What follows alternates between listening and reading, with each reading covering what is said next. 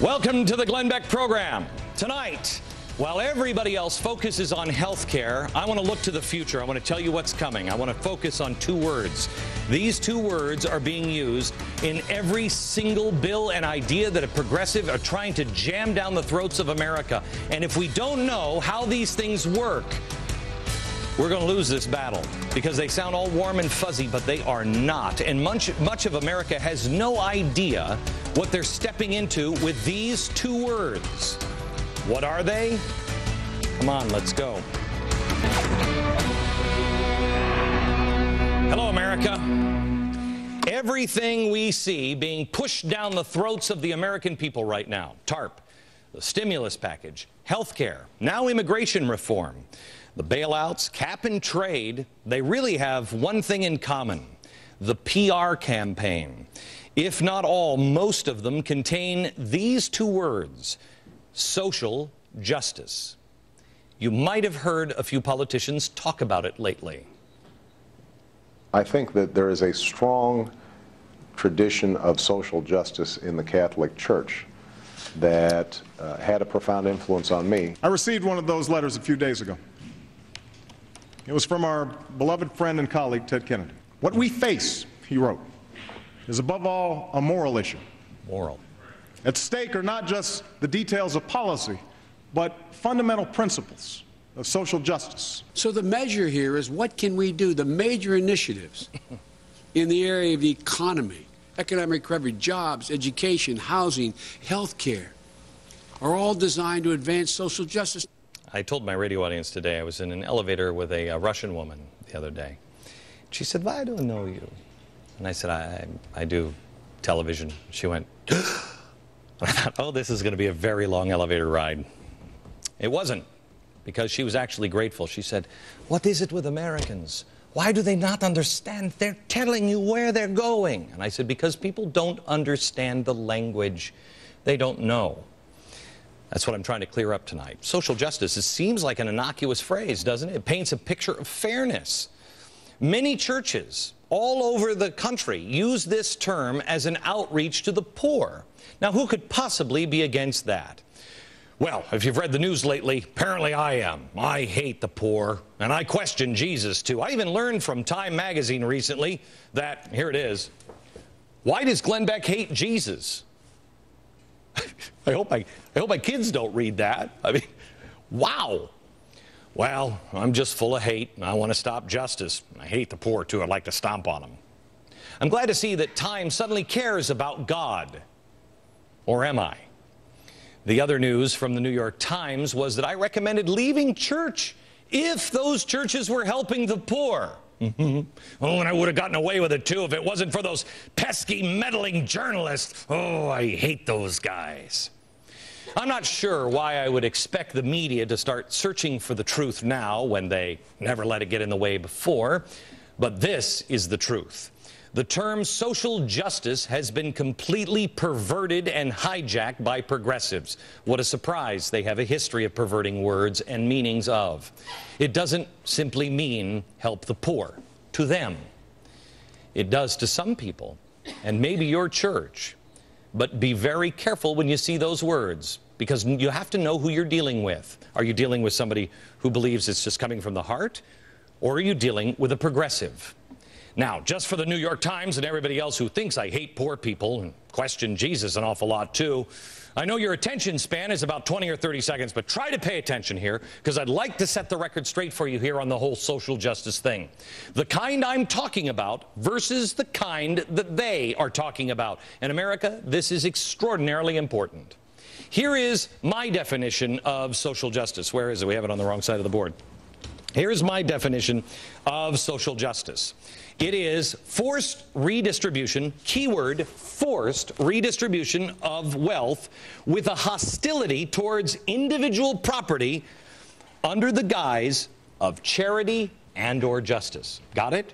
It is forced redistribution of wealth under the guise On my radio program, I don't know, about a week ago, I said that if your church is promoting Jeremiah Wright style, and by the way, it's not just Jeremiah Wright. Why will nobody in the press talk about Barack Obama's new Marxist spiritual advisor, one of them that he replaced Jeremiah Wright with? Jim Wallace. Oh, I'll tell you about him coming up in just a second. But why won't anybody talk about their type of social or economic justice? If you see it, you should run from it, or at least get educated on what the progressives mean by this, so you'll recognize it if somebody perverts it. I know it's a crazy idea to say, get out of your church if that's what they're preaching, but I would like to show you one man who did take my advice. That guy, Barack Obama. Remember, at first he was like, no, that's crazy. My church isn't preaching that stuff. No. Really? His church teaches economic parity, claims that God is not pleased with America's economic maldistribution. Really? Progressives are good at changing words. Social justice. I'm going to teach you what it really means here in a second. But let's look at some other words. So you know, federal assistance. What did that replace? It replaced the word welfare. Welfare. Welfare replaced the word handout. Why? Well, handouts are bad. Welfare was better, but then it got a bad name. Now, subsidy. Subsidies have replaced the word self-reliance. Bailout has replaced the word corporate accountability. You see, that's why the stimulus bill became the jobs bill. You hate the stimulus bill, but jobs bill you'll be okay with. The progressives do this over and over and over again, and they do it so you can never keep track of anything. This kind of social justice being preached in Reverend Wright-style churches not only resembles what many of these radical progressives and socialist and communist groups preach, it is what they preach. Government forcibly taking wealth and spreading it around as the government deems fit, leveling the playing field so there's no economic inequality. When you're in church sometimes, it's easy. It's easy not to see it. But that's why it's there. It's what happened to Latin America a long time ago. The Marxists infiltrated the churches. Look it up. It's there. Now, here's a simple rule of thumb. Make sure your church puts God first and politics and government last. God. Here's a clear warning sign. Social justice, economic justice, or ecological justice. Got it? Those are the warning signs. Remember a couple of weeks ago I told you about this guy? This is Father Coughlin. Everybody on the left rails about this guy. They think that I'm Father Coughlin. Okay? Father Charles Coughlin founded the National Union for Social Justice. Social justice. This was his publishing. Came out, I think, once a week. Social justice. Okay? Coughlin, an anti-Semitic religious broadcaster in the 1930s, he used this publication to attack capitalism, promote his adoration for Mussolini. He used social justice, and so many Americans got sucked into it because they're like, you know, he's a good minister. What? I'm Coughlin? No, Jim Wallace is Coughlin. Jeremiah Wright is Coughlin. It's happening again. I want to make this very clear. Some people look at social justice as going out on a mission. And if that's the way your church looks at it, and you're just out there doing good because Jesus tells you to go do good, and you are volunteering your time, that's good. As long as Jesus or your church or your synagogue, whoever, that it's God that you're serving and not a government bloated program. For example, if your church is preaching social justice in education and your church is doing it themselves, they're saying, hey, let's go teach people how to read. Great, do it. That is exactly what your church should be doing. But do you remember the Defend Education rallies that happened recently? I want to show you the website. There it is, the Defend Education rallies. Remember I told you about these? Who are these people? Who are these? You go to the National Day of Action to Defend Education website, and you look down, and you keep going down, and you're going to come up with a list of people and organizations that you can find. Once you go to this website, you realize you've just entered a hot zone of activist, progressive, socialist, or communist groups trying to hijack another movement.